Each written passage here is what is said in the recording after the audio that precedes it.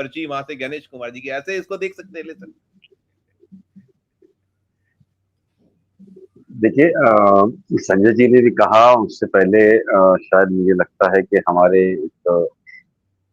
धनंजय भाई ने भी कहा था कि ये जीत जो है वो ईसीआई की है, ज्ञानेंद्र जी की है। तो मुझे लगता है कि ये बिल्कुल सही बात है, क्योंकि वेस्ट बंगाल के नतीजे इस वक्त सबसे ज्यादा चर्चा के विषय बने हुए। चुनाव से पहले खेला होबा का जो नैरेटिव पूरे राज्य में डोमिनेट कर रहा था, और ये माना जा रहा था कि ममता बनर्जी की पकड़ जो है मजबूत रहेगी। लेकिन जो अब ट्रेंड सामने आ रहा है वो एक्सपेक्टेड पैटर्न से काफी अलग दिख रहा है। यानी कि ये समझ लीजिए कि बीजेपी ने कई ऐसे इलाकों में स्ट्रॉन्ग परफॉर्मेंस दिखाने की कोशिश अब की जा रही है, जो मतलब उसकी पकड़ के अंदर है ही नहीं। जहां पहले उसकी पकड़ जो है बहुत कमजोर थी, और इस बार भी उस पकड़ को मतलब कोई मान ही नहीं रहा था कि ये सारी चीजें होगी।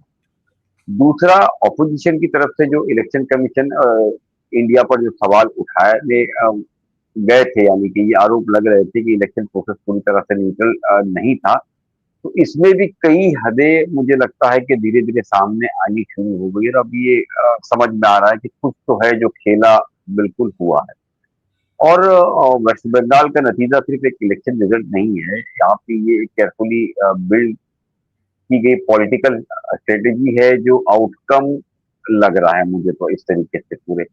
क्योंकि इस पूरे इलेक्शन में डेवलपमेंट सेकेंडरी था, नैरेटिव आइडेंटिटी और पोलराइजेशन जो है वो आसपास घूमता नजर आ रहा है। तो आपको पता नहीं, मुझे ऐसा लग रहा है कि ग्राउंड पर कई जगह हिंदू मुस्लिम डिवाइड को हाईलाइट किया गया, जिस तरीके से संजय जी और सारे लोगों ने बताया। वो को हम वर्सेस वो को फ्रेम में सोचने पर मजबूर किया गया है पूरी तरीके से। और खास करके आप देखिए कि भारतीय जनता पार्टी ने अपनी कैंपेन में इमोशनल और रिलीजियस पूरी जो मैसेजिंग को एग्रेसिवली पुश किया है पूरी जगह पर। बूथ लेवल से लेकर के टारगेटेड मोबिलाइजेशन तक देखा गया है। स्पेसिफिक एरियाज में नैरेटिव को डिलिबरेटली हम शार्पन किया गया है। तो ये पूरी तरीके से हम मान सकते हैं कि कैंपेन के दौरान जो कई स्पीचेस में ऐसी भाषा जो यूज की गई थी, जिसे ऑपोजिशन ने खास करके जहरीली और प्रोएक्टिव बताया था।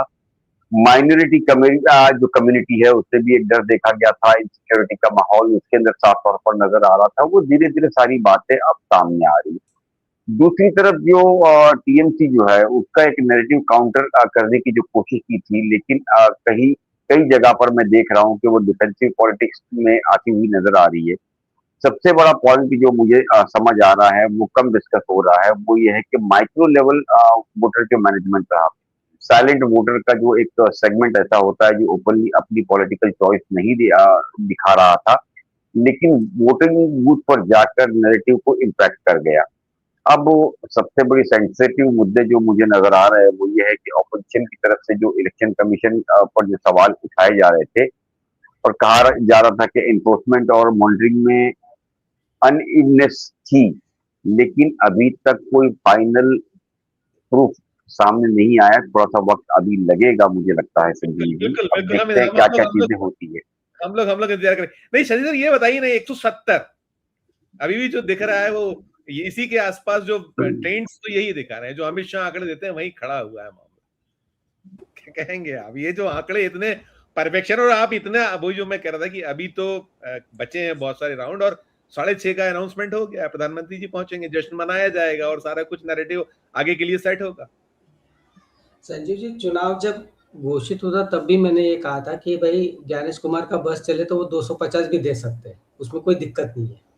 देखिए, अभी के पूरे चुनावी राजनीति के अगर हम लोग ठीक से देखें तो ऐसा है कि ये सत्ता नीति है। यहाँ पर राजनीति अभी नहीं चल रही है।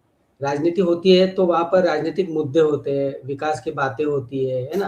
अभी जितनी भी हम लोग चर्चा की है अंतर्राष्ट्रीय और राष्ट्रीय स्तर की, वो सारी बातें लोगों के बीच में चर्चा में आते हैं, और उस पर मुकाबला होता है, उस पर लोग मतदान करते हैं।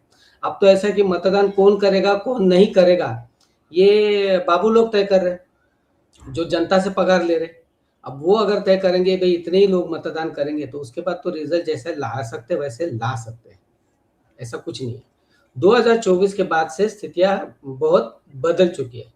2024 का चुनाव, लोकसभा का चुनाव भाजपा हार गई, है ना? 240 पहुंची है, 240 के भी अंदर ही है। 79 सीट तो ऐसी चोरी करके ले ली है, तो 240 तक आंकड़ा कैसे जैसे खींच लिया है। हारने के बाद भी वो सत्ता में बैठी है। आंकड़ा भाजपा अभी उनको जैसे चाहिए वैसे वो ले रही है। तो इसका एक मतलब ये बन रहा है कि लोकतंत्र के भीतर चलाने वाली जो यंत्रणा होती है, वो एस्टैब्लिशमेंट जिसको हम कहें, अगर ये शब्द इस्तेमाल करें अमेरिकन राजनीति में से उठाकर, तो एस्टैब्लिशमेंट के भीतर एक सहमति दिख रही है कि लोकतंत्र को अब ऐसे चलाना है, बाकी जनता गई भाड़ में, है ना? तो जुडिशरी एक तरफ खड़ी होती जा रही है, सिक्योरिटी फोर्सेस, है ना, आर्म फोर्सेस को दूसरी तरफ खड़ा किया जा रहा है, प्रशासकीय यंत्रणा पूरी तरह से कब्जे में पार्टी ऑर्गेनाइजेशन या पार्टी के एक्टिविस्ट के रूप में ऑपरेट होते हुए नजर आ रही है। ये सारा चीज एक जगह पे आ गया। इतना करने के बाद भी इस तरह के रिजल्ट आ रहे, ये मुझे लगता है कि लोकतंत्र के लिए बहुत आशादायक चित्र है कि लोग इतने जल्दी शरण नहीं जा रहे, फिर भी पार्टियां इतनी जल्दी शरण नहीं जा रही, फिर भी, है ना? मतलब इतना आसान है ना इनके सामने इस तरह से लड़ना। लोगों को भी आसान नहीं है कि अपना वोट एक्सप्रेस करना, जाहिर करना, फिर भी लोग मतदान के लिए आगे बढ़े। एसआईआर के बहाने बंगाल के भीतर अब 27 लाख लोग अगर वोटिंग लिस्ट से नाम कट जाते और उसके बाद भी 92% अगर वोटिंग हो जाता है, तो इसका इतना ही मतलब होता है कि लोगों को समझ में आ रहा है कि अपना क्या जाने वाला है। अब वो लोग वोट डालने तो गए, अब डाला हुआ लोग कहाँ जा रहा है, वोट कहाँ जा रहा है, इसको लेकर भ्रम है, इसको लेकर सवाल है, इसको लेकर आशंका है। और इसलिए कोई भी, हम छोड़ दीजिए, सामान्य से सामान्य आदमी भी ये मान के चल रहा है कि चुनाव निष्पक्ष तरीके से नहीं हो रहे।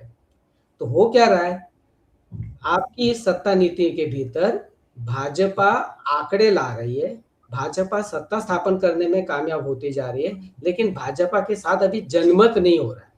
जनमत भाजपा के खिलाफ है। दिक्कत कहाँ आ रही है, ये जनमत संगठित रूप से नहीं आ रहा है। उसकी जो राजनीतिक अभिव्यक्ति है संगठित रूप से होने की, वो अभिव्यक्ति अभी तक आ नहीं रही है, लेकिन टुकड़ों में सही, इलाकेवार सही, वो अभिव्यक्ति हो रही है। हमने किसान आंदोलन से लेकर एनआरसी से लेकर मणिपुर से लेकर लद्दाख से लेकर, आप देखिए ना, आदिवासी के पूरे इलाके देख लीजिए, सब जगह पर वो अभिव्यक्त हो रहे हैं।